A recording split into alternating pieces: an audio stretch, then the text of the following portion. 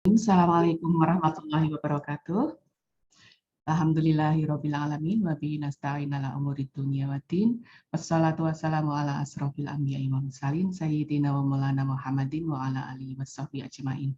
Raditu billahi rabba wa bil islami dina wa bi Muhammadin nabiyya wa rasulah. Rabbi zidni ilma warzuqni fahma bi rahmatika ya arhamar rahimin. Bapak Ibu yang dirahmati Allah, puji dan syukur kepada Allah atas perkenannya menghantarkan perjalanan hidup kita dengan ridha dan kenikmatan yang tiada pernah putus. Biqaulina alhamdulillahirabbil alamin. Teriring lantunan salawat dan salam kepada baginda Rasulullah Muhammad Sallallahu Alaihi Wasallam yang telah membawa kita dari masa jahiliyah kepada masa yang terang benderang saat ini. Allahumma sholli ala sayyidina Muhammad wa ala alihi sayyidina Muhammad. Semoga syafaat beliau akan hadir kepada kita kelak di yaumil akhir. Amin. Terima kasih kami sampaikan kepada yang kami hormati. Ini ada Mas Ahdia Redi Setiawan, ya, kandidat calon doktor, ya, dari dosen akuntansi Universitas Trunojoyo Madura. Selamat datang Mas Redi, terima kasih sudah bersedia hadir ini. Mbak Eni, sehat-sehat. Amin, amin. Kemudian yang kedua, Bapak Dr. Fitri Ahmad Kurniawan, dosen akuntansi Universitas Trunojoyo Madura juga, yang sebagai penulis buku dari perwujudan akuntan publik dan eksistensi laporan audit simbolik atau Berdesian perspektif yang sore ini akan kita bedah bersama, gitu ya. Yang kami hormati Bapak Dr. Aji Dedi Mulawarman selaku Ketua Dewan Pembina Yayasan Penilaian Utama, kemudian Ibu Dr. Ari Kamayanti selaku Ketua Yayasan Penilaian Utama, dan Dr. Nofrida Kutsi Lutfilah selaku Bendahara Yayasan Penilaian Utama yang sore ini sudah hadir pula. Serta bapak-bapak dan ibu-ibu peserta diskusi webinar yang dirahmati Allah yang tidak bisa saya sebutkan satu persatu. Berbahagia sekali pada kesempatan sore hari ini kita bisa bertatap muka secara daring, ya, untuk melaksanakan rilis buku. Bukunya Pak Ahmad Fitri Kurniawan, ya, Perwujudan Akuntan Publik dan Eksistensi Laporan Audit Simbolik. Sekaligus nanti kita akan mendiskusikannya bersama. Acara ini merupakan rangkaian kegiatan yang rutin diadakan oleh penerbit Peneleh, yang merupakan satu rangkaian dari proses penerbitan buku baru. Kegiatan ini kami adakan untuk mensosialisasikan terbitnya buku-buku yang baru, yang tentu saja buku-buku yang bermutu, yang kami berharap bisa memberikan kontribusi bagi khasanah ilmu pengetahuan dan pertumbuhan literasi di Indonesia. Kami juga sangat berharap kecintaan insan Indonesia dalam membaca akan meningkat, akan semakin baik, begitu ya, sehingga akan meningkatkan pula derajat martabat bangsa di mata dunia nantinya. Oleh karena itu, bagi yang berminat untuk mendapatkan buku ini nanti, hari ini akan ada special prize, ya, selama acara berlangsung. Nanti dari panitia akan memberitahukan, menginformasikannya di chatroom. Nah, dapat kami sampaikan pula bahwa hasil penjualan dari buku-buku penerbit Peneleh ini akan kami gunakan untuk kegiatan keumatan yang diselenggarakan oleh Yayasan Peneleh yang utama maupun oleh aktivis Peneleh. Kami sangat berharap buku yang kami rilis sore hari ini dapat memberikan inspirasi bagi pecinta buku, pecinta riset tentu saja, sekaligus akan menambah hasanah ilmu pengetahuan yang berdampak positif bagi pembacanya. Baik, tanpa berpanjang kata, izinkan saya mewakili Sivitas Penerbit Peneleh menyampaikan terima kasih yang tiada terhingga kepada semua pihak yang telah berjibaku, berjuang dengan penuh semangat sejak proses editing hingga terselenggaranya acara rilis buku dan diskusi pada sore hari ini sebagai penanda bagi lahirnya buku baru ini, ya. Kami juga memohon maaf yang sedalam-dalamnya apabila selama berlangsungnya acara bedah buku ini nanti banyak sekali kekurangan, kesalahan dan kealpaan yang kami perbuat sehingga timbul ketidaknyamanan dari berbagai pihak. Kami akan berjuang melakukan perbaikan berkelanjutan demi sustainabilitas penerbitan dan dalam rangka perjuangan Yayasan Penilaian Utama serta seluruh unit penyelenggara kegiatan yang ada di dalamnya. Dengan mengucapkan Bismillahirrahmanirrahim, kami berharap Allah akan menyampaikan berkah kemaslahatan dari langit kepada kita semua yang hadir pada sore hari ini. Demikian yang bisa saya sampaikan. Billahi fisabilil haq. Wassalamualaikum warahmatullahi wabarakatuh. Saya kembalikan kepada Febrina. Terima kasih. Waalaikumsalam warahmatullahi wabarakatuh. Terima kasih Bu Eni. Selanjutnya langsung saja kita masuk pada agenda inti kita pada sore hari ini, yaitu pemaparan dari pembedah. Sebelumnya saya mau membacakan CV pembedah dulu. Beliau ini, saya mau menyapa dulu ini, Mas Redi, selamat sore. Saya panggilnya Mas saja ya, karena kebetulan senior saya nih di UB. Febri, sehat-sehat. Alhamdulillah, Mas. Ini CV pembedah. Beliau merupakan dosen jurusan akuntansi dari Universitas Trunojoyo Madura, menempuh S1 dan S2 ilmu akuntansi di Universitas Brawijaya, dan saat ini sedang menempuh program S3, doktoral program, di University Science Malaysia. Dalam bidang riset, beliau memiliki beberapa ketertarikan, yaitu pada sektor akuntansi sektor publik, akuntansi forensik, ekonomi Islam, dan pendidikan akuntansi, serta eksplorasi terhadap penguatan internalisasi nilai religius, Islam, dan budaya dalam konten keilmuan sosial. Ya, beliau kalau dari namanya nggak perlu diragukan lagi, cukup tersohor di kalangan akuntansi UB ya, Mas ya. Oke, untuk mengefisienkan waktu, langsung saja saya persilahkan kepada Mas Redi untuk memberikan pembedahannya pada sore hari ini. Silakan, Mas. Oke, terima kasih, Febri. Bismillahirrahmanirrahim. Assalamualaikum warahmatullahi wabarakatuh. Alhamdulillah wa syukurillah ala nikmatillah, salatu wassalaman ala rasulillah nabiyina Muhammad bin Abdillah wa ala alihi washabbihi wa mawala, amma ba'du. Yang saya hormati Mbak Eni, Direktur Penerbit Peneleh, guru-guru saya yang hadir hari ini, Kakak dan Yunda seperguruan. Mohon izin saya ini terpaksa diminta jadi pembedah lah ya. Jangan terpaksa. Artinya saya tahu diri, keilmuan saya belum sampai di sana, Mbak Eni. Jadi saya mohon izin pada para senior, para guru saya, untuk kemudian saya menerima, ya karena kalau sudah guru meminta gitu ya, pantang tolak tugas kata teman-teman. Kalau sudah guru takut ilmu saya tidak barokah, kemudian saya harus menerimanya. Pun dari situ juga, ini juga bentuk apresiasi sebenarnya kenapa saya menerima, karena ini ditulis oleh kakak saya karib memanggilnya Mas Wawan begitu ya, karena memang agak susah, karena Fitri itu tidak laki-laki biasanya, jadi makanya tadi susah Mbak ini menyebutkan Pak Fitri atau Mbak Fitri gitu ya.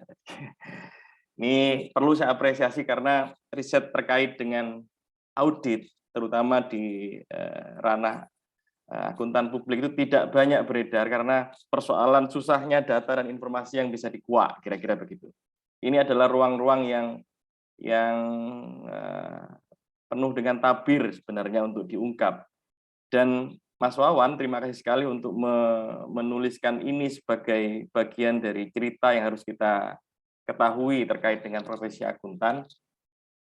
Ya termasuk juga, ya bisa jadi juga semacam pengakuan dosa gitu ya, atau apapun namanya lah, yang penting kita kemudian tahu petanya seperti apa di dalam sebenarnya. Dan ini dan saya harus mengapresiasi ini. Sebenarnya saya sudah sejak penulisan ini, kalau itu disertasi untuk S3-nya, saya juga include mengedit juga terkait dengan redaksional itu di akhir-akhir proses penulisan ini. Jadi saya banyak tahu dan perspektif itu kemudian saya banyak dapatkan. Nah, untuk itulah disclaimer pada hari ini saya ingin mengatakan bahwa saya tidak lebih tahu tentang persoalan apapun yang coba ditulis oleh Mas Wawan di buku ini. Pun juga saya juga sudah tidak terlalu aktif di kantor akuntan publik gitu ya. Ya, freelance saja kalau ada, ya saya kan pria panggilan, ya. Ada panggilan audit ya datang, kalau nggak dipanggil ya nggak datang gitu ya.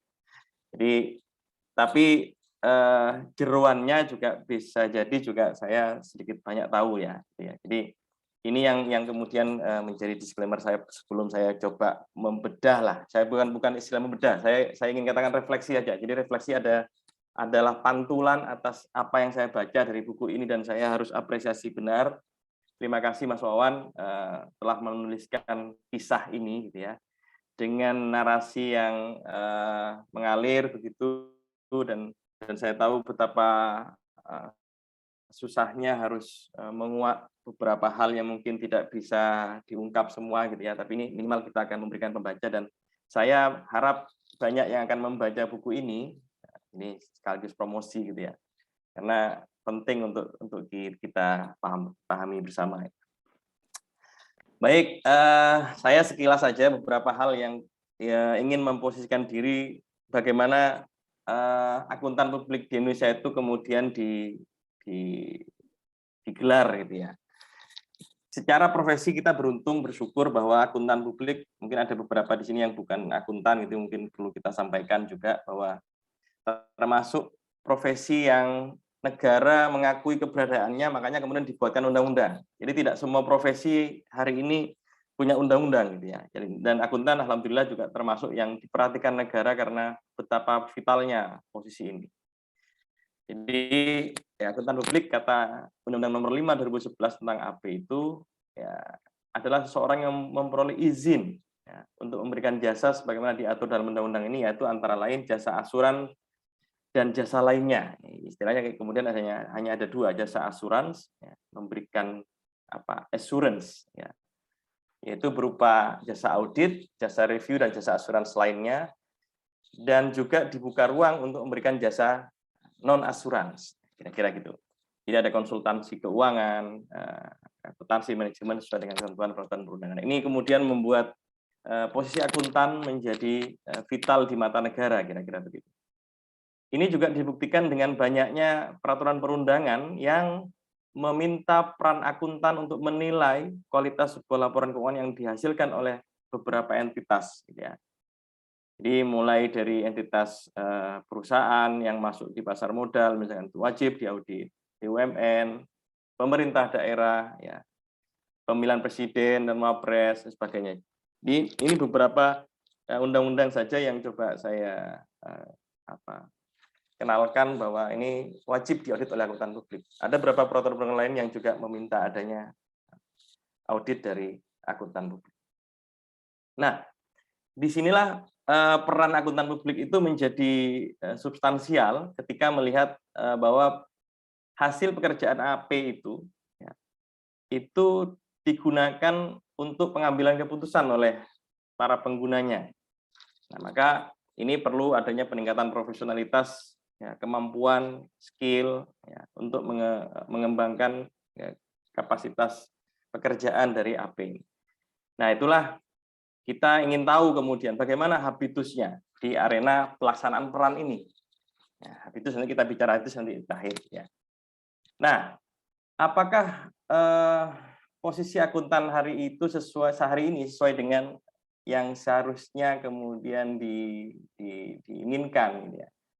Kalau kita bicara kuasa, ya, nanti kita bicara kuasa di konsep di Bourdieu misalkan, itu ada beberapa kuasa yang coba dikenalkan gitu ya. Itu ada diminta di Undang-Undang AP tadi, juga ada di SPAP. Itu misalkan meminta bahwa AP harus profesional, independen, objektif. Nah, bagaimana tindakan AP atas permintaan atas kuasa yang diberikan? Inilah yang menjadi concern buku ini. Jadi ada proses dialektika antara bagaimana mempertahankan kuasa atau hak atas profesi itu kemudian berhadapan dengan realitas objektifnya. Apakah masih merdeka AP itu? Nah, ini pertanyaan yang menarik yang tidak semua bisa mengungkap kecuali punya akses gitu ya. Dan Mas Wawan alhamdulillah punya akses ke sana. Teman-temannya banyak yang mau kemudian mengungkap ini. Nah, persoalan berikutnya adalah AP itu menarik karena tidak seperti profesi yang lain gitu ya. Penugasannya itu kan dari penerbit laporan keuangan, tapi tanggung jawabnya tidak hanya kepada pemberi tugas, tapi ini mengamanahkan bahwa penugasan itu akan dimanfaatkan oleh para pengguna LK secara umum. Nah, praksisnya pada akhirnya ini kita juga melihat banyak persoalan yang terjadi di lapangan gitu ya, terkait dengan kualitas produk audit yang itu seharusnya bisa dipercaya, tapi kita pernah melihat ada banyak kasus terkait dengan skandal keuangan yang melibatkan AP di dalamnya. Ada Enron yang paling ya, kita ketahui bersama, Kimia Farma dan lain-lain. Nah, inilah yang menjadi pertanyaan menarik di buku ini yang coba digulirkan ya. Apakah laporan audit independen yang menjadi produk dari pekerjaan AP itu untuk siapa sebenarnya? Apa ia untuk pengguna LK secara umum atau hanya semata memenuhi kepentingan penerbit laporan keuangan yang memberi tugas?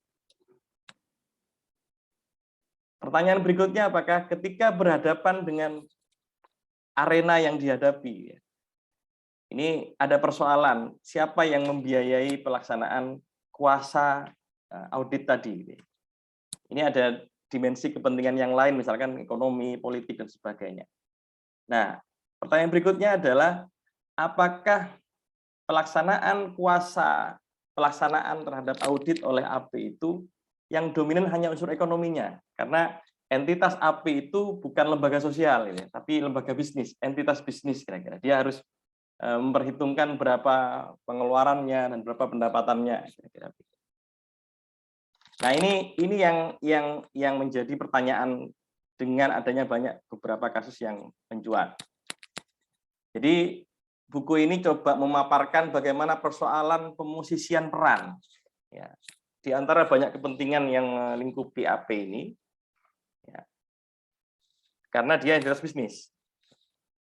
Nah, nanti akan banyak temuan-temuan yang menarik, misalkan ya ini secara pekerjaan AP dituntut bahwa dia harus memenuhi sekian prosedur secara administratif. Di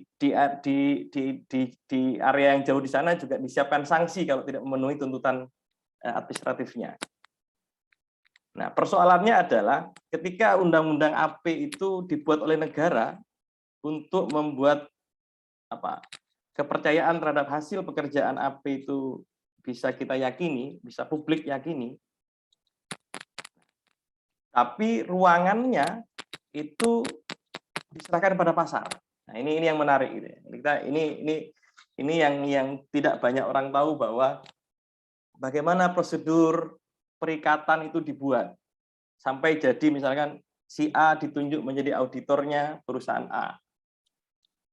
Nah, ini arenanya disiapkan bahwa kewajiban AP adalah harus ini. Hak AP adalah ini, ada di undang-undang, ada di SPAP dibuat gitu ya. Nah, tapi negara hanya penjaga saja, dia tidak masuk ke dalam wilayah itu karena diserahkan kepada pasar. Maka yang terjadi banyak yang economical heavy, jadi terlalu dominannya persoalan kapitalistik dalam fee audit misalkan, gitu ya. Dan ini menjadi awal banyaknya peran-peran audit oleh AP itu yang menjadi persoalan pada akhirnya. Nah, termasuk juga karena dihadapkan dengan fee yang tidak merdeka, kira-kira begitu, dengan prosedur yang harus dijalankan, maka AP juga sebagai entitas bisnis harus memperhitungkan cost and benefit. Gitu ya. Maka bagaimana mengefisiensikan pelaksanaan audit? Seharusnya prosedurnya 20 dengan cost sekian, ketika fee-nya tidak sampai ke cost itu, gimana cara mengefektifkan atau mengefisiensikan auditnya? Nah, ini persoalan-persoalan berkelindan di antara hak kuasa yang melekat pada akuntan publik ini. Jadi secara umum maka buku ini menyajikan gitu ya, bagaimana kuasa yang melekat pada AP itu dihadapkan dengan kebutuhan objektif produk yang dihasilkan, dalam hal ini adalah laporan auditor independen. Ya. Dan ini dialektika antara diri ya, dengan ya, Bourdieu mengenai sebagai doksa gitu ya, nilai keyakinan berhadapan dengan kenyataan sosial yang dihadapi. Inilah yang mengantarkan buku ini menjadi penting untuk dibaca. Ya, buku ini ada beberapa bab ya. Bagaimana memasukkan realitas subjektif AP dengan kebutuhan subjektifnya, ada pertarungan kepentingan dalam arena. Ini isinya menarik semua. Ada cerita-cerita, narasi-narasi yang kadang juga membuat kita, oh ya, tiba ingin nih ya. Nah, jadi kata orang Jawa, wala ngono tak ternyata. Jadi hal begini nih yang menjadi menarik untuk kita baca di buku ini. Nah, Mas Wawan di buku ini menggunakan pendekatan Bourdieu gitu ya, sebagai metodologi untuk menjelaskan realitas yang ditemui di lapangan. Jadi kalau kita bicara Bourdieu, saya tidak dalam posisi mengajari dan sebagainya, tapi intinya Bourdieu mencoba membuat sebuah penjelasan gitu ya, bagaimana sebuah realitas itu ada di antara objektivisme dan subjektivisme.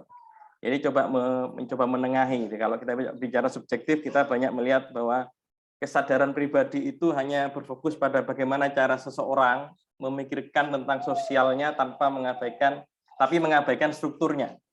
Jadi berfokus pada diri, gitu ya, diri. Di sisi seberangnya, kalau kita bicara yang kaum objektivitis, gitu, terlalu berfokus pada struktur-struktur. Ini yang menjadikan realitas begini adalah struktur. Nah, Bourdieu coba menengahi itu dengan ya dia menggabungkan antara strukturalisme konstruktivis dan genetiknya. Nah, di sini melahirkan konsep yang disebutnya sebagai habitus dan field ya, arena ya, ranah, medan ya. Jadi habitus itu adalah apa? Ketika seseorang kemudian atau sebuah kelompok melakukan sebuah pola-pola tertentu yang menjadi kebiasaan, itu sebenarnya hasil dari struktur mental kognitifnya yang dihadapkan dengan dunia sosialnya. Jadi dia memproduksi atau diproduksi oleh dunia sosial. Ini jadi sebuah tindakan ya, yang menjadi kebiasaan itu terbentuk sebenarnya hasil bagaimana dia berhadapan dengan dunia sosialnya. Dan itu karena menjadi sebuah rutinitas akan akhirnya menjadi sebuah habit, sebuah kebiasaan, habitus gitu ya. Nah, di sisi lain kita perlu juga tahu kenapa habitus itu terjadi, arenanya bagaimana. Nah, ini yang coba diungkap oleh Mas Wawan di buku ini. Ya, dengan menggunakan penjelasan yang disediakan oleh Bourdieu gitu ya. Jadi, kalau Bourdieu kemudian mengatakan bahwa bagaimana posisi sebuah atau seseorang dalam sebuah area tertentu itu dilihat dari bagaimana jumlah dan bobot relatif modal yang dimiliki. Dia mengenalkan beberapa konsep modal ya. Modal ekonomi ini berkaitan modal yang berasal dari lingkungan ekonomi, ada uang, aset, kemudian modal budaya. Itu kita bicara tentang pengetahuan, ya, intelektual, kapasitas, rasa, ini ada di budaya, termasuk bagaimana akuntan publik mendapatkan hak kuasa bahwa dia memang yang ditunjuk untuk mengaudit sebagai perwakilan publik. Kemudian ada modal sosial dan juga modal simboliknya. Ya. Dan ini saling berkelindan. Nah, apa yang coba di buku ini kemudian sajikan gitu ya. Pertama, kenalkanlah arenanya. Ini loh arenanya AP. Ya. Arena AP itu ya tadi sudah disampaikan bahwa dia bergerak di assurance dan non assurance. Tapi kita fokus di sini di buku ini adalah berkaitan dengan audit. Ya, karena yang paling kemudian mempengaruhi banyak orang adalah hasil audit itu akan menjadi landasan pengambilan keputusan dari banyak pihak. Nah, jadi AP yang mendapat legitimasi kuasa Nah, ketika kita sudah ranahnya, oke, arenanya adalah bermainnya di audit, ada jasa asuransi lainnya, dan non-asuransi. Tapi kita masuk ke audit, misalkan negara memberi legitimasi kuasa atas audit, atas AP ini untuk melakukan pekerjaan profesionalitasnya. Nah, tapi ternyata di lapangan, di arena, di medan, di field-nya, dia berhadapan dengan kepentingan pihak yang lain, termasuk para pembuat laporan keuangan yang menjadi pemberi tugas. Nah, ini disinilah Mas Wawan memunculkan temuan-temuan ya bahwa ternyata AP dan KAP sebagai entitas yang menaunginya itu terus menyesuaikan dengan tindakan yang proses terjadi ketika AP ketika perusahaan auditi minta begini, maka saya harus begini. Ketika AP nawar misalkan, saya harus bagaimana? Harganya kok tidak sesuai dengan prosedur yang harus saya jalankan. Dan itu terus berlangsung karena ini ada terus tarik menarik di situ. Ya, ada tarik menarik kuasa. Jadi modal kultural yang melekat pada AP sebagai hak yang diberikan oleh negara untuk mengaudit dan sebagai perwakilan publik itu dihadapkan dengan modal ekonominya. Bayarannya, fee-nya, audit fee-nya kok sebenarnya tidak segini.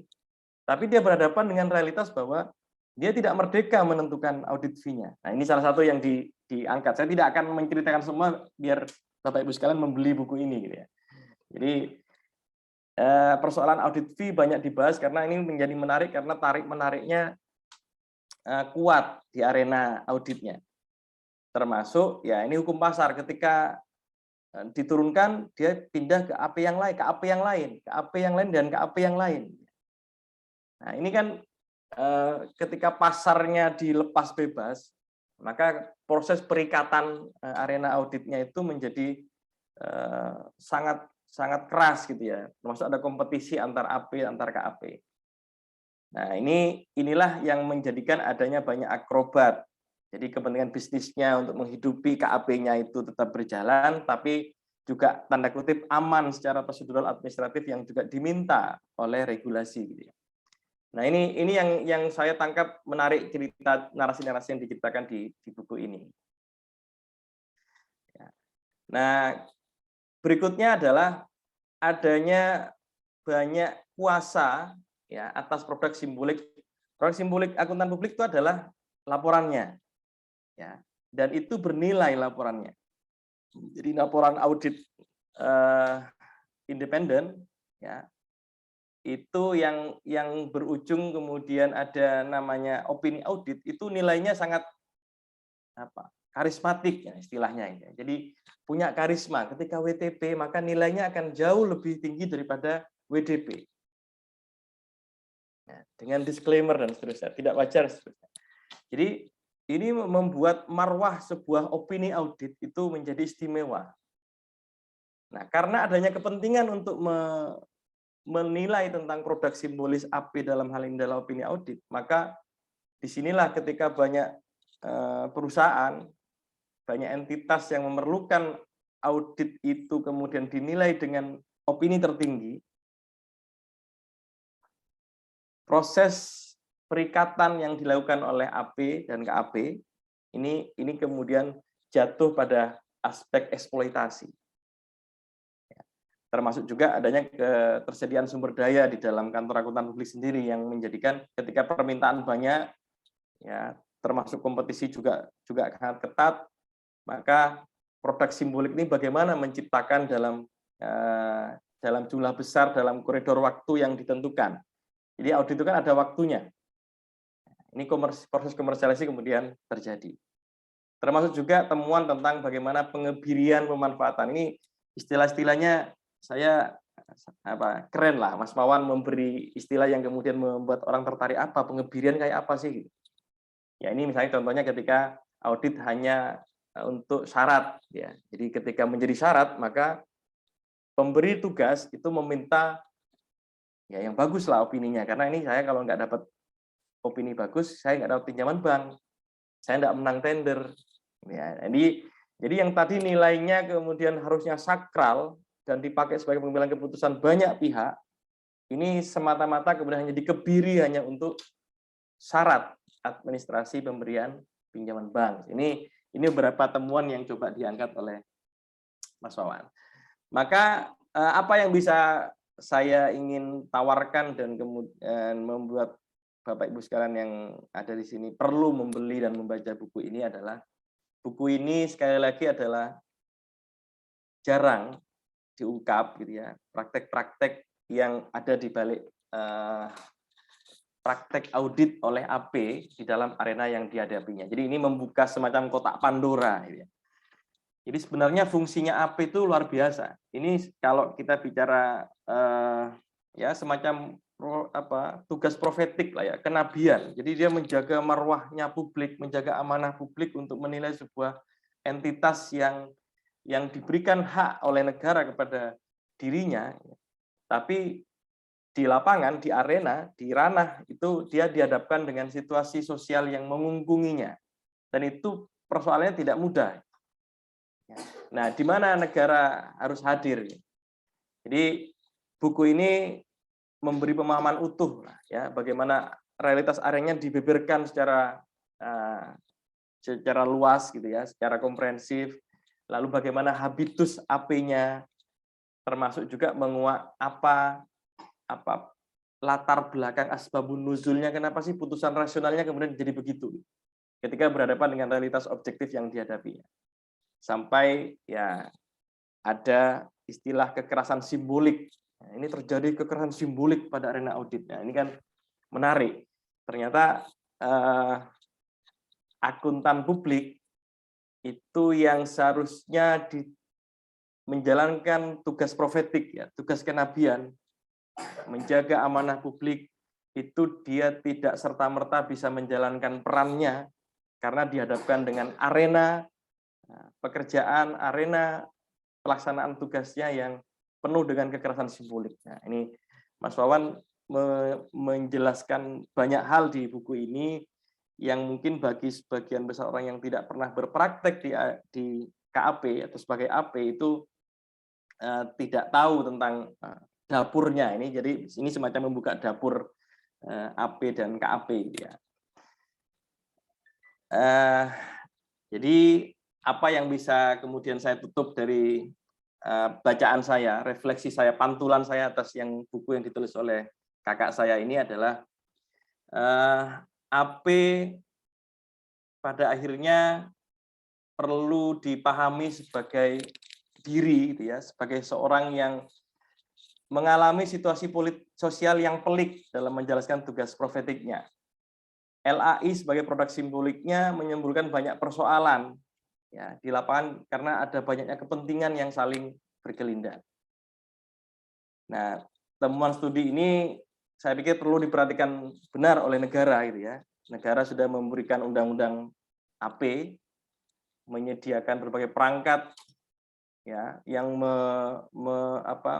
ingin memastikan bahwa AP menjalankan proses auditnya secara benar, secara sesuai dengan yang diinginkan untuk menjaga trust publik gitu ya. Tapi ketika diserahkan kepada pasar terkait dengan beberapa hal yang termasuk urusannya adalah tadi modal ekonomi, ya, ini perlu dicarikan jalan keluar bagaimana menciptakan sebuah mekanisme sistem, misalkan di penentuan audit fee misalkan. Ya, jadi agar marwah dari AP itu bisa lebih bermartabat ya sebagai wakil publik untuk menilai kualitas laporan keuangan yang dihasilkan entitas. Nah, ini juga membuka ruang bagi agenda-agenda kajian berikutnya ya, ketika tadi arena sudah dibeberkan oleh Mas Wawan, habitusnya untuk merespon arena yang dihadapinya adalah seperti itu. Nah, ini juga perlu dikaji termasuk kepada para akuntan publik ya.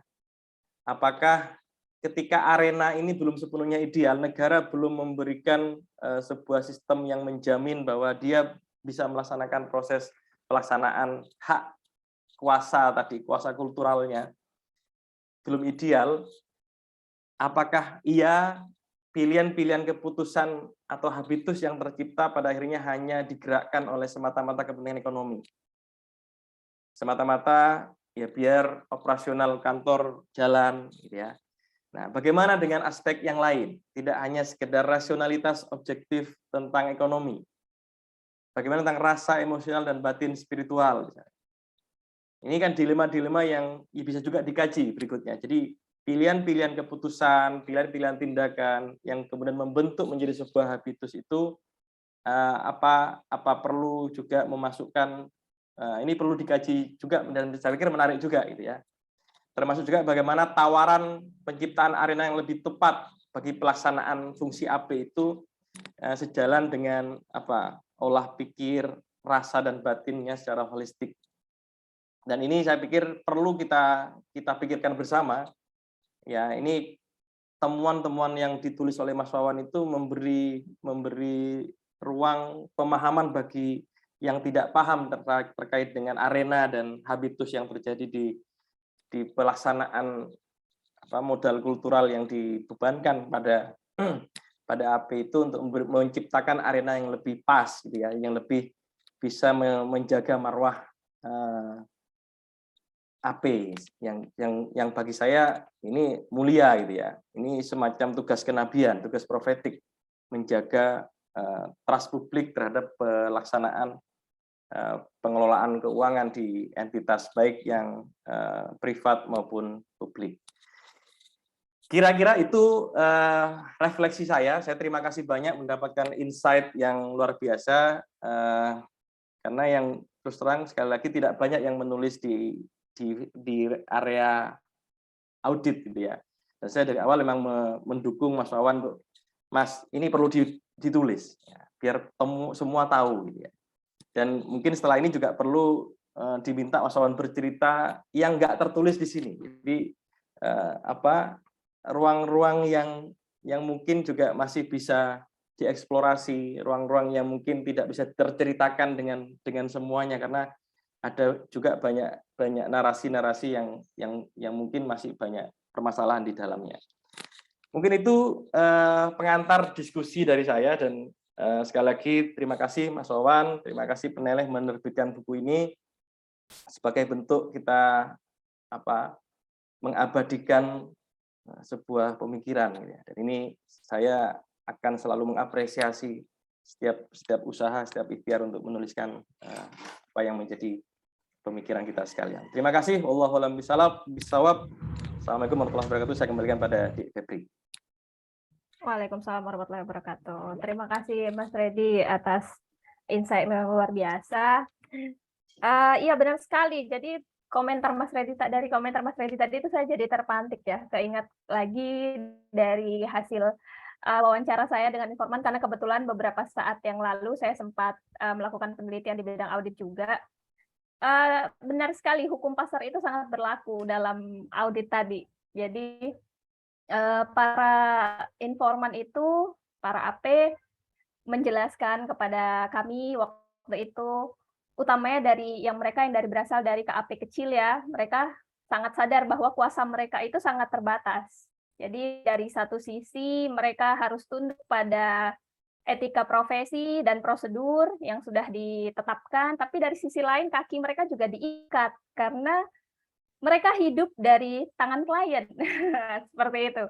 Jadi memang ini sangat dilematis ya, bisa dikatakan begitu. Nah, baik, terima kasih Mas Reddy sekali lagi. Nah, sebelum kita masuk pada sesi klarifikasi ya, penjelasan dari penulisnya langsung, saya mau mengingatkan kembali kepada peserta, teman-teman semua yang ingin melakukan pemesanan buku ini, kami telah mengirimkan bit.ly-nya pada kolom chat.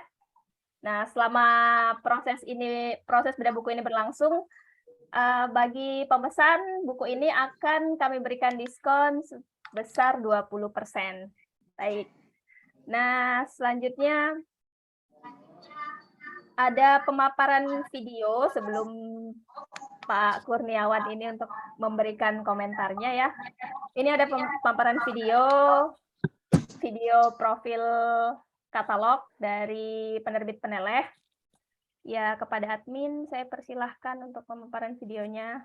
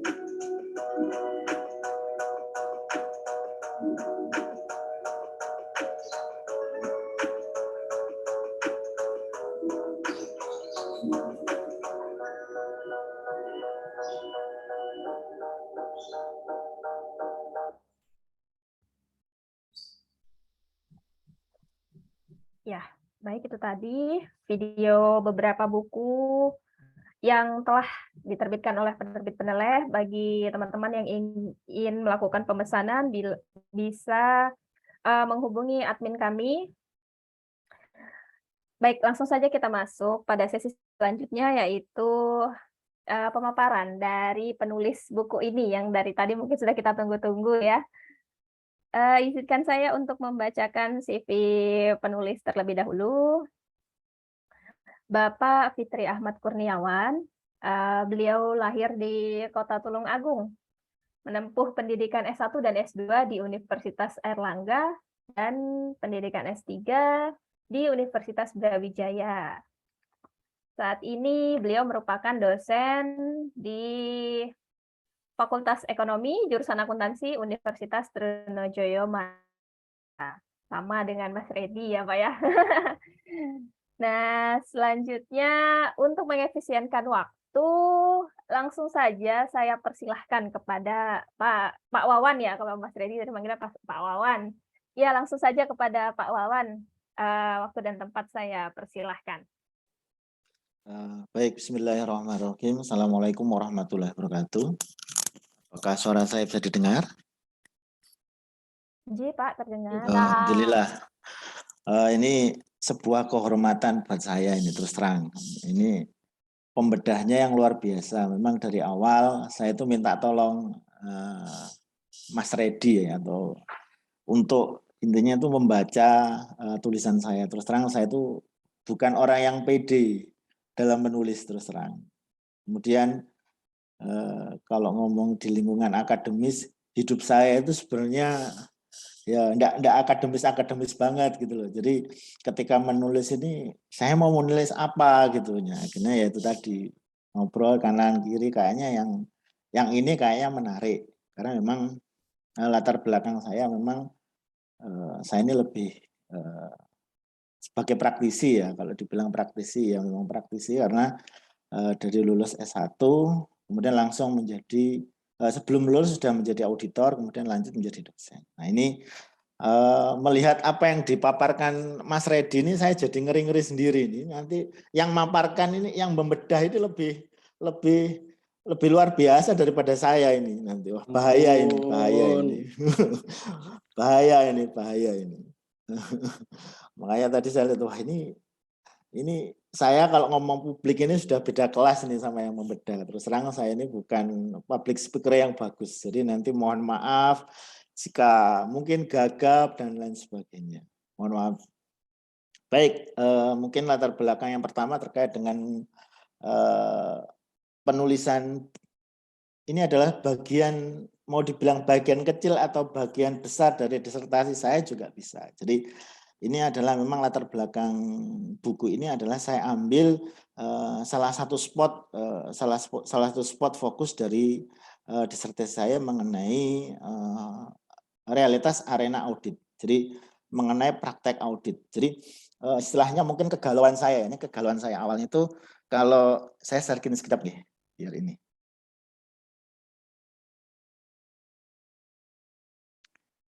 Jadi kegalauan saya itu apakah sudah kelihatan? Apakah sudah kelihatan? Lihat Pak, J sudah terlihat Pak. Oke, sebentar.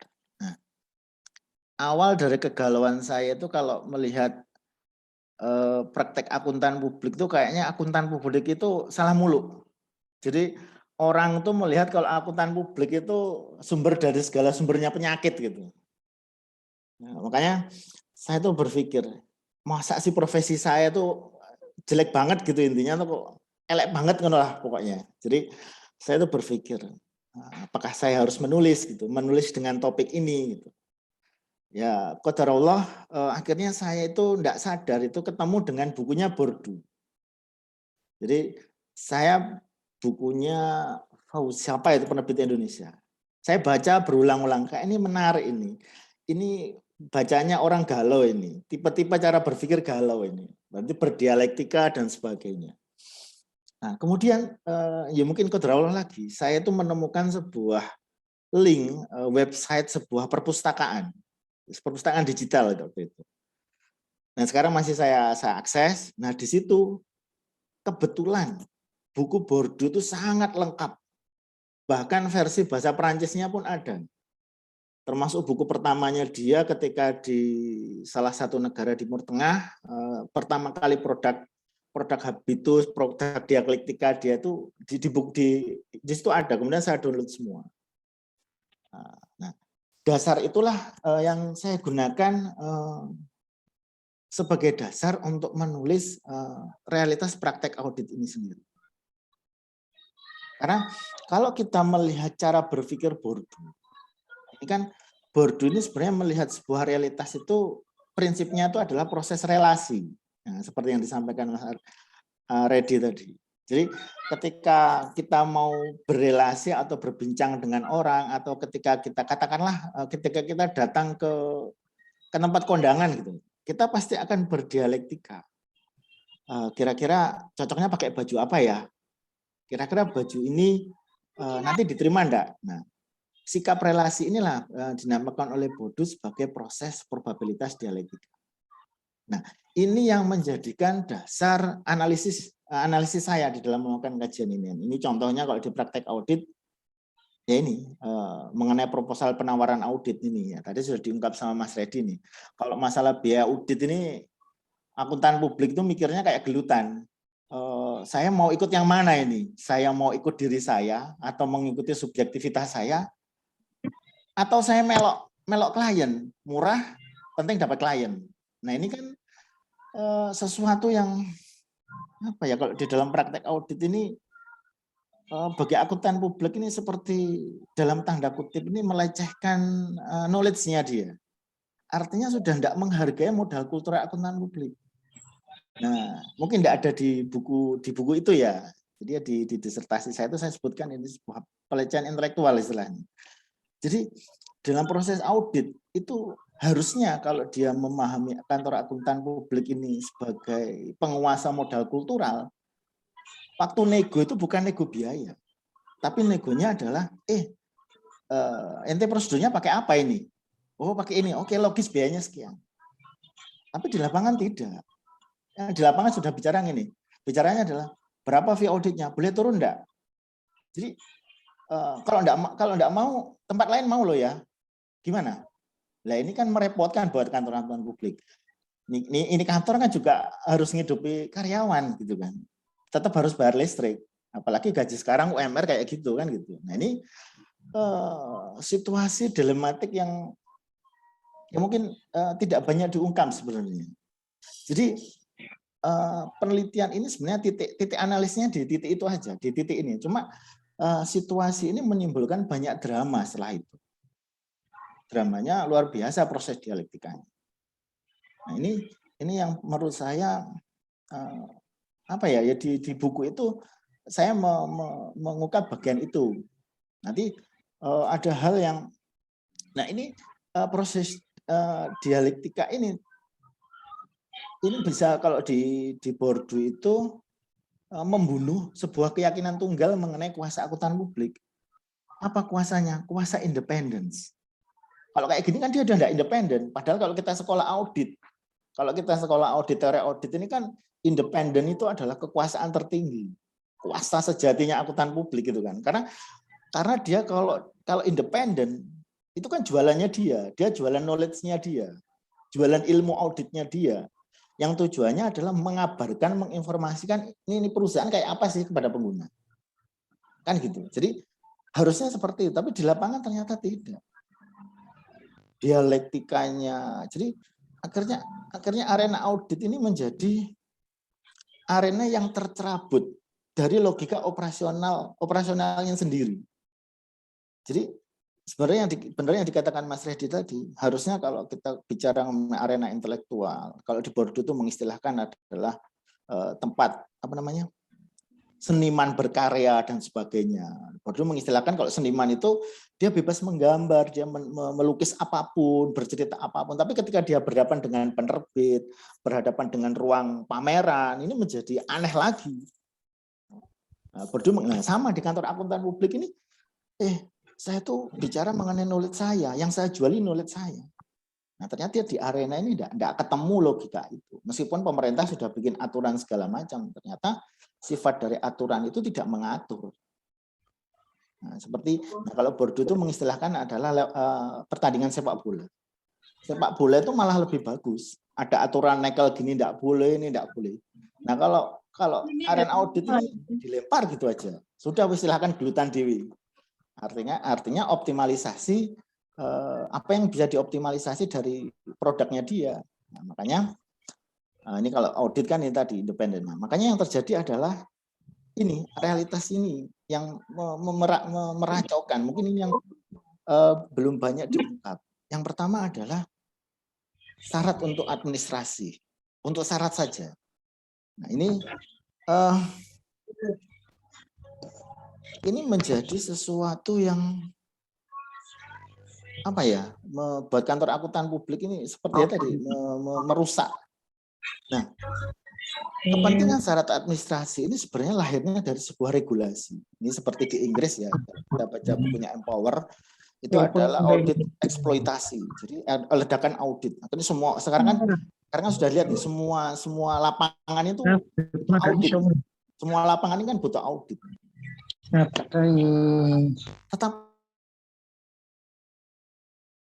Tapi problem di lapangan ternyata kebutuhan audit ini menjadi tidak seru ketika ada kebutuhan administrasi. Nah, itu tadi karena akhirnya pengguna ini dia butuh syarat saja. Syarat ini mendegradasi dari apa namanya? Mendegradasi dari kepentingan audit sendiri. Nah, apa yang terjadi? Proses dialektikanya apa yang terjadi? Ini yang menarik.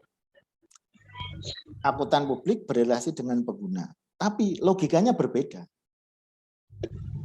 Ketika logika berbeda, dia ya ini tadi akhirnya terjebaklah dengan model ekonomi. Akhirnya relasi audit yang harusnya itu mempertahankan skeptisme tidak berlaku lagi. Sudah hubungannya kita berhubungan baik aja dengan klien. Kalau tidak berhubungan baik ya kita nggak dapat pekerjaan nanti. Kemudian bicara mengenai kuasa. Kuasa ya sudah. Akuntan publik tidak berkuasa lagi. Negara sudah tidak bisa menjamin. Undang-undang itu tidak bisa menjamin. Akibatnya pengikatan arena audit yang harusnya berdasarkan hukum modal kultural, knowledge-nya auditor, ini beralihnya berdasarkan hukum pasar. Sudah akhirnya ya sifat dari transaksional itu bukan bicara mengenai knowledge, bukan bicara mengenai knowledge-nya akuntan publik. Nah, ini cara penggambaran yang paling sederhana adalah ketika kita memilih berobat ke dokter. Kalau berobat ke dokter itu, kita tuh tidak akan pernah peduli bayar berapa. Yang penting dokternya mandi, kita datang di situ. Nah, analogikanya seperti itu. Kalau kantor akuntan publik tidak. Dia tidak bicara mengenai kualitas knowledge dari corporate-nya, tidak bicara mengenai kualitas metodologinya. Tapi yang berkembang adalah dialektika, mana yang murah dia datangi, mana yang mau diatur dia datangi. Nah, ini kan sebenarnya kalau kita bicara mengenai area audit, ini kan berbahaya sekali di dalam profesi ini kalau dibiarkan. Itu bicara mengenai arena. Kemudian bagaimana dengan produknya sendiri? Nah, sama, masih bicara mengenai proses relasi. Ada konsumsi produk simbolik. Nah, apa? Akuntan publik itu karena adanya ledakan kebutuhan audit. Ini kan semua orang butuh audit nih. Nah, tapi tidak semua perusahaan itu bisa diaudit. Akhirnya praktek utilitarianisme baik dilakukan oleh auditinya maupun auditornya, oleh siapapun, ini akhirnya terjadi. Si banknya itu butuh target, butuh lending, akuntan publiknya butuh kantornya yang bisa jalan. Nah, ini akhirnya bermasalah juga gitu loh. Kemudian produk audit ini nantinya pada waktu nego itu di situ disebutkan kalau nilai produk audit ini tidak lagi diukur dari nilai karismatiknya. Pernah suatu masa saya itu secara tidak sengaja itu bertemu dengan bagian pengadaan audit di salah satu rumah sakit kalau nggak salah. Dia bicaranya seperti ini, uang barangnya mau kertas kok larang banget ya. Nah ini kan cilaka ini. Nah ini itu sama dengan apa yang dikatakan tulisannya Bordeaux ketika bicara mengenai arena lukisan. Jadi orang tuh melihat lukisan hanya sebagai sebuah piranti fisik. Nah ini kan benar-benar mengebiri dari nilai produk itu sendiri. Nah yang mengerikan lagi adalah ritual proses produksi produk itu. Akuntan sudah tidak butuh mikir bikin prosedur, ngapain bikin prosedur, tidak butuh ritual lagi gitu loh. Penting jadi, selesai. Nah pada posisi inilah terjadi proses eksploitasi kepada akuntan publik. Karena regulasi yang mengikat tadi, nantinya kalau ada apa-apa, yang bertanggung jawab itu akuntan publik. Gitu loh. Nah ini kan apa ya, situasi yang sebenarnya akuntan publik ini sebenarnya menjadi korban akhirnya. Sebenarnya loh, artinya dia dimanfaatkan oleh orang lain. Nah, pihak lain kan bisa cuci tangan, misalnya seperti itu. Loh, AP-nya kan udah tanda tangan, Pak. Itu kan tanggung jawabnya AP. Kalau kreditnya bermasalah ya AP-nya dipanggil aja. Nah, ini kan artinya terjadi eksploitasi. Dan yang terakhir adalah si produk akuntan publik ini mengebiri dari fungsi pokoknya tadi. Seharusnya dia sebagai produk yang sangat bernilai, sumber informasi yang sangat berharga, dia itu cuma sebagai syarat. Nah, ini kan mengerikan gitu. Kalau bicara mengenai profesi. Nah, ini sebenarnya terus terang saya menulis ini, saya membaca bukunya Bordeaux ketika menulis mengenai apa yang terjadi di praktek tulis menulis buku-buku di negara sana. Jadi bagaimana proses editing yang luar biasa mencekam penulis, atau bagaimana seorang pelukis itu dia itu istilahnya tuh dibujuki, dikadalin sama apa namanya? Sama agen, sama lembaga yang membuat pameran dan sebagainya. Itu terus terang dari situ sih lahirnya. Oleh karena itu habitusnya itu menjadi seperti ini. Akuntan publik tidak berpikir mengenai apa namanya, tidak jualan mengenai kompetensinya lagi, tapi dia jualannya adalah siapa yang bisa diatur, siapa yang mau ya itu yang akan dia dapat pekerjaan. Nah ini kan apa ya? Merusak sebenarnya dari logika operasi dari kantor akuntan publik, logika operasi dari akuntan publik itu sendiri. Nah, letak kekerasan simboliknya di mana sebenarnya? Nah, dalam pandangan saya ini pandangan saya pribadi, bahwa kesalahan terbesar dari kekerasan simbolik itu adalah dari ledakan kebutuhan audit sendiri. Jadi karena gebiah uyah semuanya harus audit, jadi pokoknya semua harus audit. Akhirnya ini kan ada praktek utilitarisme yang bisnis itu butuh audit, butuh modal. Gimana caranya bisa dapat laporan audit? Nah, si kantor akuntannya juga butuh situasi pasar yang seperti itu ya mau enggak mau ya harus mengikuti. Akhirnya praktek dilematiknya adalah adanya kekerasan simbolik di arena sendiri dan kemudian ada produksi simbolik. Nah, hal penting apa yang terjadi? Dampak sosial apa yang terjadi dari posisi ini adalah praktek pembenaran. Ini yang berbahaya sebenarnya. Praktek pembenaran ini ya udah semuanya juga seperti itu kok. Ngapain enggak gitu. Tinggal nasib aja nanti kalau ketemu P2PK dipanggil gitu aja. Kan cuma gitu aja akhirnya. Nah, ini kan mengerikan. Akhirnya ada tindakan utilitarisme. Artinya dia membangun habitusnya sendiri untuk bertahan hidup karena enggak punya pilihan. Dan yang ketiga ini yang berbahaya. Sadar atau tidak sadar, budaya logika intelektual akan berubah. Ini mungkin hampir terjadi di banyak ruang intelektual sebenarnya. Dosen pun juga sudah mengalami situasi seperti ini saya rasa. Jadi dialektika yang terjadi ini adalah bukan dialektika modal kultural lagi, tapi dialektika kapitalistik. Ini kan gimana ya? Ini bukunya ada beberapa buku matinya intelektual, end of intelektual itu lari ke sana. Ada Ali Saryati atau siapa lupa, ada beberapa 4 atau 5 buku itu arahnya ke situ. Ternyata trennya memang sama. Ini kan jadi misteri. Sebenarnya siapa sih yang menggerakkan ini? Siapa yang mengatur semua ini? Nah, konsep dari sebuah intelektual itu sebenarnya kan adalah ontological complexity. Intelektual itu berelasi, itu sebenarnya untuk tujuan kepentingan yang sama harusnya. Makanya arena intelektual itu harusnya seimbang. Kalau bicara audit, pengguna butuh laporan berkualitas, akuntan publik meresponnya dengan menunjukkan kualitas intelektualnya dia. Artinya ini ada kepentingan berimbang. Tapi kalau dengan arena kapitalistik, sifat kapitalistik ini menjauhkan dari relasi seperti ini, akan ada korban. Nah, logika operasinya akan jadi jauh. Nah, mungkin kalau mau dilihat ini adalah ada penelitian mengenai yang sudah dibukukan ini terkait dengan kekerasan simbolik.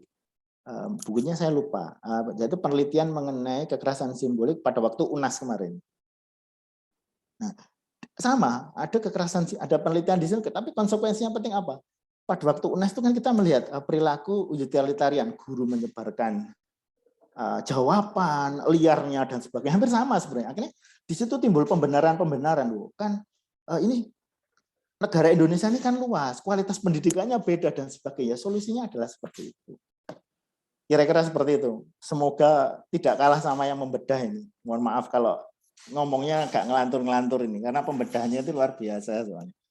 Baik, terima kasih kepada Mbak Febrina. Ngapunten kalau ada salah-salah kata. Ya, terima kasih Pak Wawan. Ya, menarik sekali tadi pemaparannya. Saya karena kebetulan baru sekali penelitian tentang audit juga ya Pak, jadi masih cukup fresh dengan isu di lapangan gitu. Memang benar ya, kenyataannya seperti itu. Banyak sekali apalagi yang KAP kecil ya Pak ya, itu sangat menyadari bahwa kuasa mereka itu sangat kecil, beda mungkin sama yang Big Four karena ya mereka sudah nggak khawatir kehilangan klien gitu. Nah, akhirnya apa prosedur yang dipangkas? Karena kalau mereka bilang tuh kayak nggak nututi sama fee-nya gitu. Kalau kita mau laksanakan semua prosedur ya nggak nututi gitu. Tapi dari satu sisi mereka juga menyadari bahwa sebenarnya mereka harus tunduk di bawah etika profesi tadi. Peran mereka itu sebagai auditor itu harusnya independen seperti itu. Nah, selanjutnya kita buka sesi diskusi. Saya rasa sudah banyak yang penasaran ya, ingin memberikan tanggapan juga. Kepada teman-teman yang ingin memberikan tanggapan, bisa menuliskan di chat box atau raise hand untuk memberikan komentar langsung. Saya persilahkan. Jika ada yang ingin memberikan tanggapan.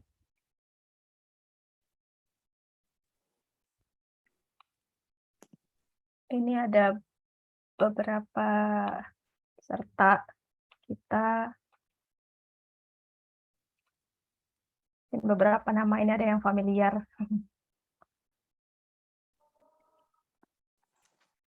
Ya, Febri, Pak. sambil nunggu yang lain ingin komentar, saya Mas Reddy. sedikit insight tambahan informasi tentang penulis buku ini, Febri.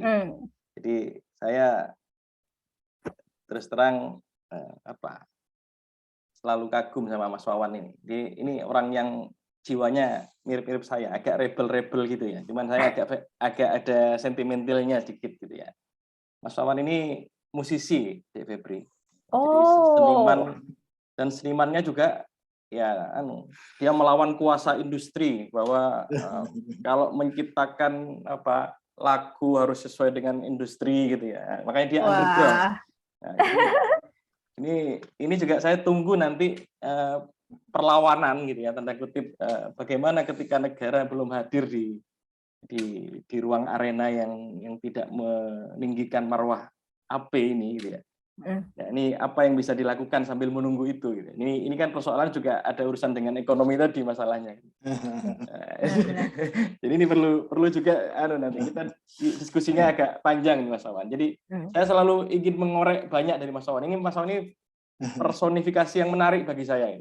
Dia hidup di dua alam gitu ya. Alam yang ya akuntan publik itu orang baik-baik gitu ya, berdasi gitu ya, di ruang AC gitu. Di ranah yang lain, beliau ini seniman yang non mainstream juga. Gitu ya. Jadi ini menjadi menarik ya, ketika melawan terhadap kuasa-kuasa yang tidak membebaskan lah, tidak memerdekakan. Nah itu aja teman dari saya biar pembaca apa ini mau cerita aib ini, mau cerita aib ini.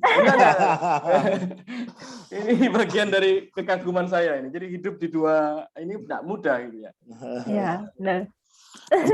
Mungkin ini ada kalau terkait dengan pengembangan ya, terkait dengan penelitian saya itu ada satu hal, sebuah konsekuensi yang mungkin bisa dikembangkan untuk penelitian lanjutan. Proses tekanan ini kan sebenarnya akhirnya ada di kap kecil sebenarnya. Nah ini ada sebuah isu besar sebenarnya, nanti bisa diteliti nih untuk yang mau S3. Ini adalah mendegradasi dari kelas audit, kelas kantor akuntan. Secara sadar atau tidak sadar, stigma yang melekat akhirnya adalah kalau yang bagus itu Big Four atau kap asing sebenarnya. Kalau kap kecil itu jadinya ya seperti ini modelnya. Karena proses dialektika biaya, kebutuhan audit, apalagi sekarang ya prosedur audit itu kan sangat rigid ya. Sangat rigid, sangat artinya kerigidannya itu menimbulkan cost sebenarnya di dalam praktek. Nah ini kan tidak bisa diakses oleh kap kecil sebenarnya. Sadar atau tidak sadar itu terjadi praktek itu. Jadi ritualistik prosedur audit yang ritualistik itu sebenarnya sadar atau tidak sadar sebenarnya membunuh intelektual itu sendiri. Kita bisa menganalogikan sebenarnya adalah dengan dokter. Dokter itu sangat khas knowledge-nya. Dia tidak perlu prosedur yang sangat ribet, tapi power-nya ada di knowledge gitu. Dia harus knowledge-nya yang benar-benar bekerja gitu. Artinya intellectual field-nya dapat di situ. Nah, kantor akuntan publik ini trennya sudah berubah sekarang. Nah, ini nanti bisa dikembangkan untuk disertasi sebenarnya. Menarik sebenarnya, silakan. Nah, di situ ritualistik ini kan menjebak sebenarnya. Menjebak praktek kapitalistik sendiri sebenarnya. Dinamika, misalnya Atlas lah. Nah, sekarang Atlas yang lagi rame itu. Nah, kalau yang sudah buka Atlas saya rasa sudah bisa tahu capeknya menginput itu. Gitu loh. Apalagi di lapangan itu enggak bisa kita nanya internal kontrolnya kayak apa, itu enggak bisa, enggak ketemu, sudah nanti opininya jelek semua. Kalau sudah jelek repot sendiri. Repotnya itu sebenarnya kantor akuntan kecil itu jadi dilema. Ini kalau enggak dilepas, enggak dikasih WTP, kasihan juga, enggak dapat kredit. Nah, nanti hidupnya bagaimana? Tapi kalau dilepas, saya yang repotnya kena pemeriksaan dan seterusnya. Oke. Praktek ritualistik, praktek yang secara tidak langsung itu membuat kelas-kelas sendiri dalam persepsi kelas kantor akuntan publik itu tidak tahu menyadari atau tidak gitu situasi seperti itu.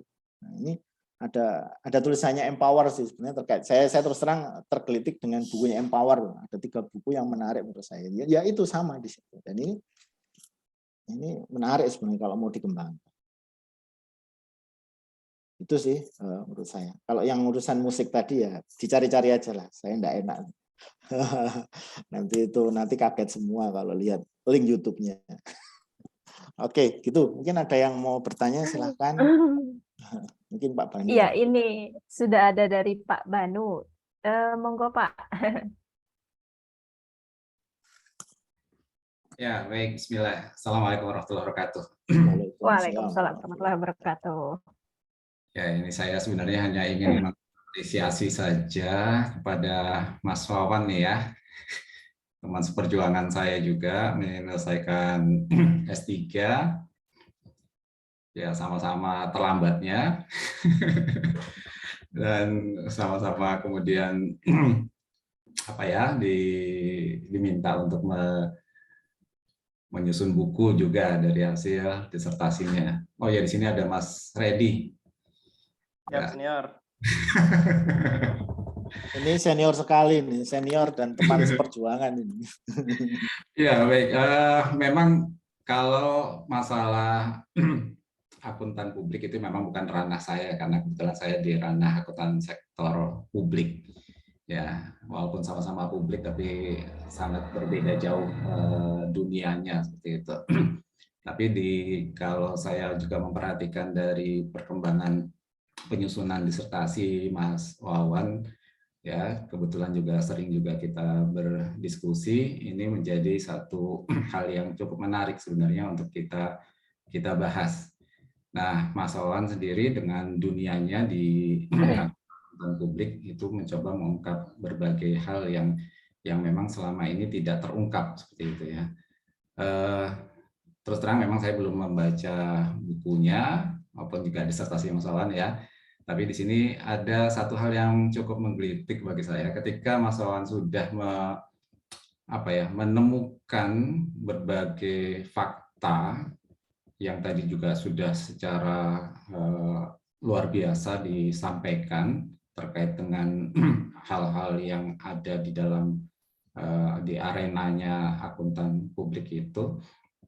Mungkin bisa juga Mas Wawan di dalam forum ini menyampaikan kira-kira setelah mengetahui permasalahan-permasalahan tersebut, gitu ya, apakah kemudian atau apa yang seharusnya dilakukan oleh akuntan publik? Ini kan sebenarnya menjadi hal yang cukup gitu ya, dilema-dilema yang terjadi bagi mereka yang berkecimpung di dunia akuntan publik ini.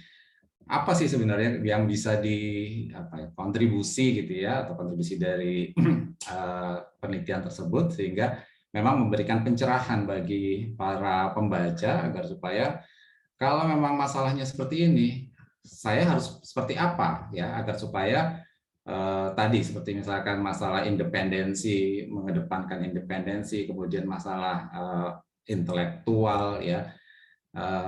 Apa yang harusnya saya lakukan ketika saya menemui dilema-dilema seperti itu? Mungkin hal sederhana saja yang mungkin saya tanyakan. Terima kasih Mas Wawan, Mas Reddy. Ya, terima kasih Pak Banu. Langsung saja mungkin bisa ditanggapi. Ya, silahkan Pak. Bisa langsung saja Mbak. Jadi Pak silahkan. Oke, baik. Terima kasih Pak Banu. Ini luar biasa nih. Teman dari segala teman ini. Berangkatnya bersama, pulangnya hampir sama juga. Sama-sama kena ancaman. Tinggal urutan aja siapa yang selesai. Alhamdulillah kita semua selesai di waktu yang sangat tepat. Oke, terima kasih Pak Banu.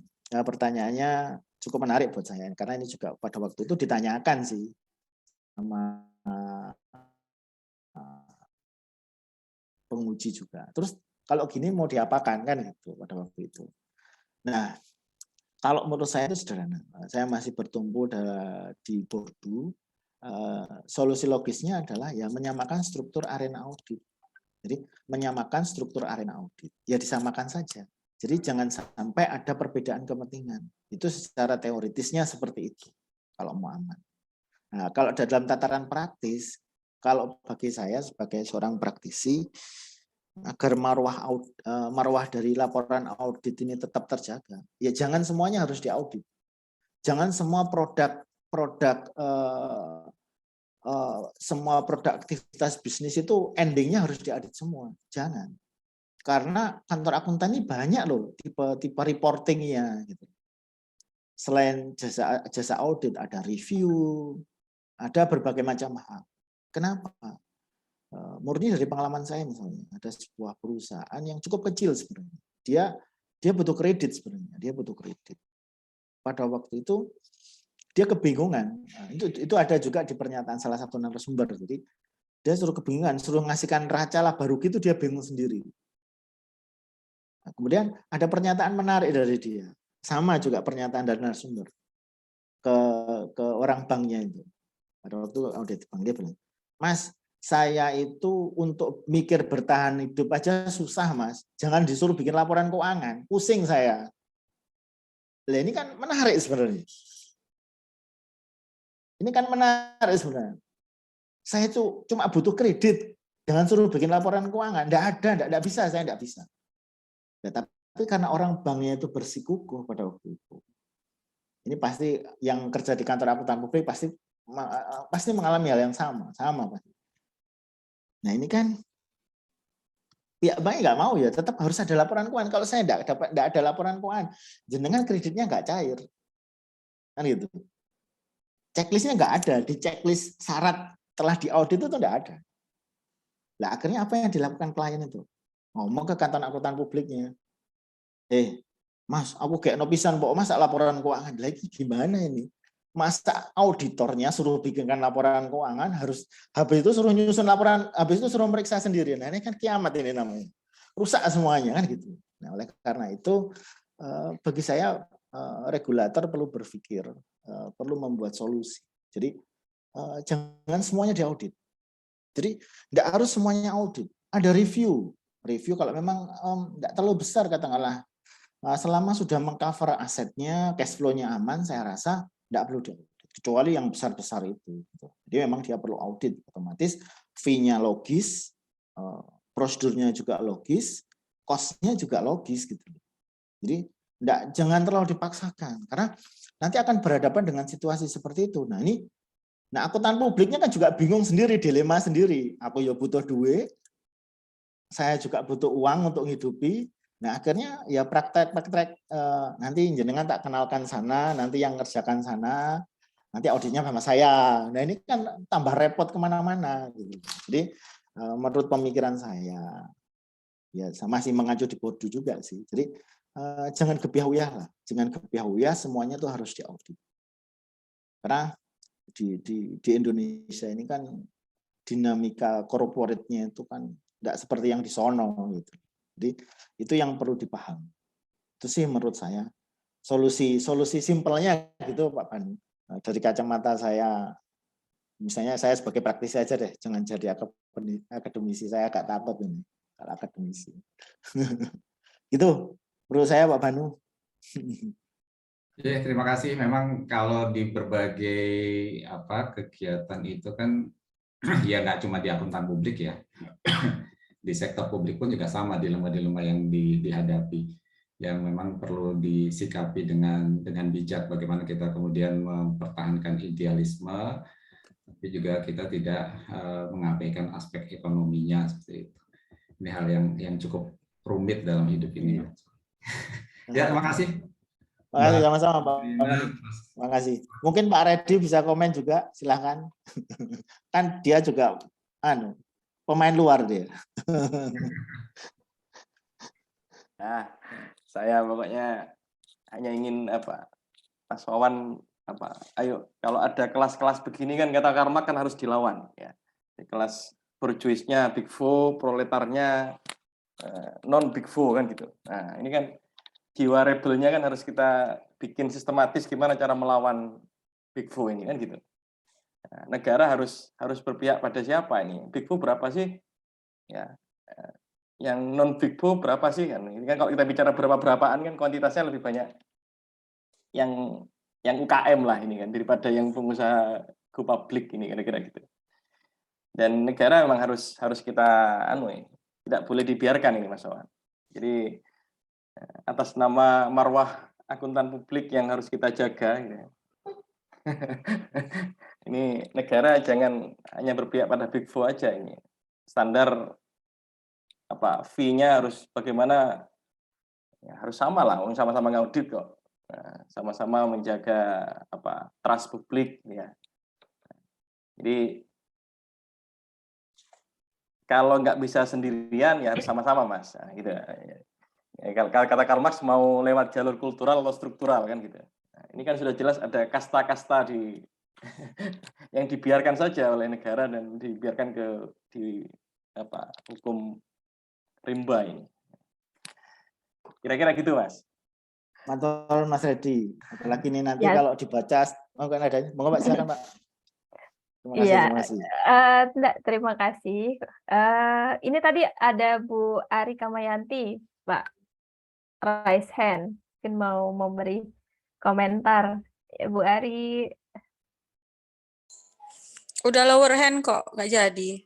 Oh, nggak Waduh, jadi, Bu. jangan Bu, saya Oh, nggak jangan Bu. jadi, Bu. Harus Takut jadi, saya Bu. harus jadi. Nah, dibuat jadi. Bahaya ini bahaya ini. Bahaya ini. Ngapunten ngapunten Bu. Assalamualaikum Mas Wawan, selamat ya jadi buku. Waalaikumsalam. Terima kasih Bu Selamat. bantuannya. Tapi cukup lama tuh ya jadi bukunya ya. Tuh rayuannya berapa lama supaya jadi buku ya? Iya Bu. Ya, Mohon jelas maaf, mohon maaf. apresiasi banget lah karena memberikan warna ya.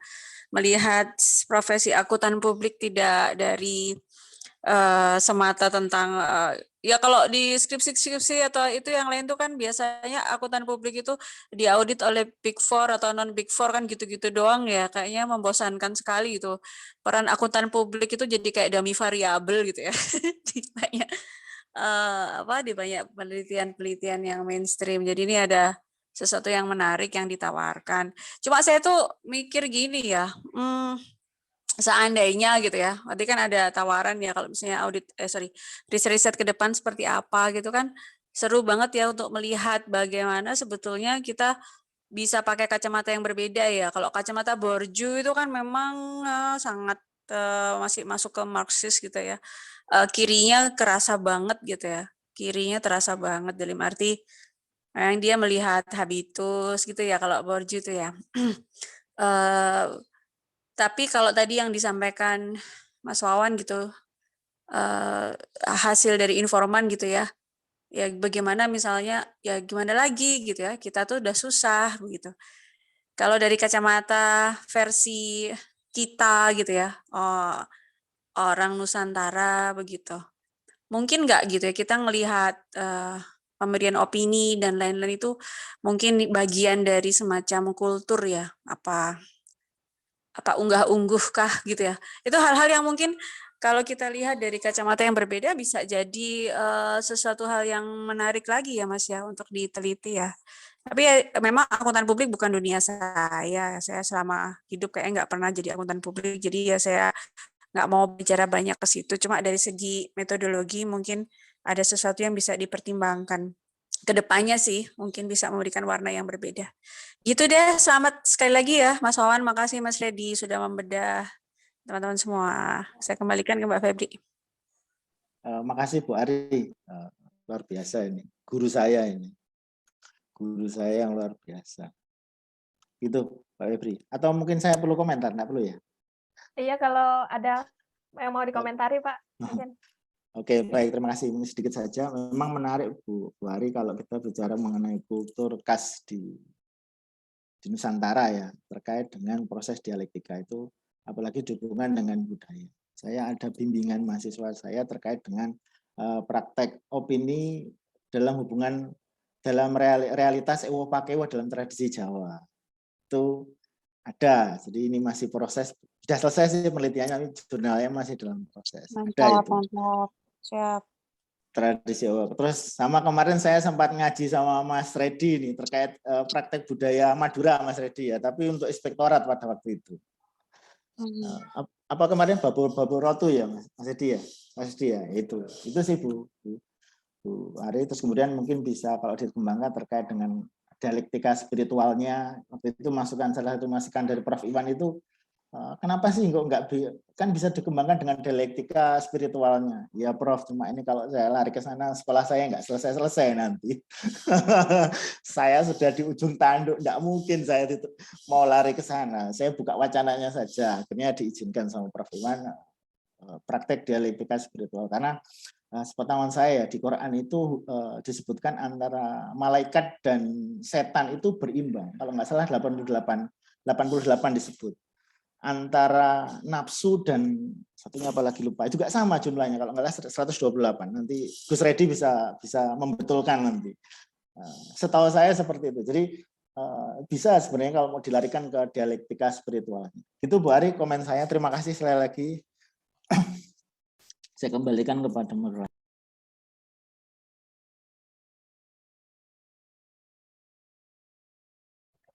Baik, terima kasih kepada Ibu Ari dan Pak Wawan. Nah, melihat waktu kita sudah melebihi ya dari yang seharusnya. Saya rasa kegiatan bedah buku kita kita cukupkan sampai di sini dulu. Sebelum selesai, kembali saya informasikan link pemesanan buku ada di chat box. Bagi yang ingin melakukan pemesanan buku, kami berikan diskon 20%. Bisa mengisi link yang telah dicantumkan. Selanjutnya, mari kita foto bersama dulu sebelum sesi ini selesai. Ya. Oke. 1, 2, 3.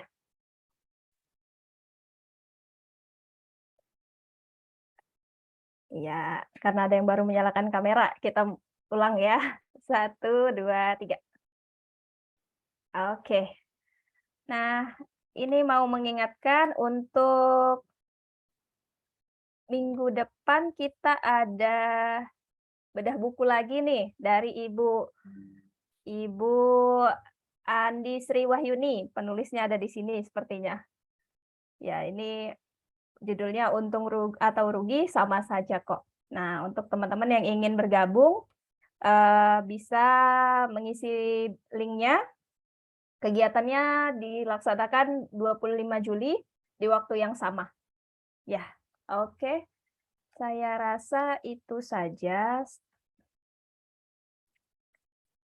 Terima kasih sekali lagi kepada Mas Redi selaku pembedah dan Pak Wawan selaku penulis buku ini. Selamat sekali lagi Pak, bukunya telah launching. Terima kasih.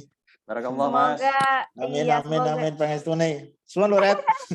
Ngerepoti ini. Wah, luar biasa. Semoga jadi amal jariah Pak untuk Bapak dan semua yang membaca. Oke.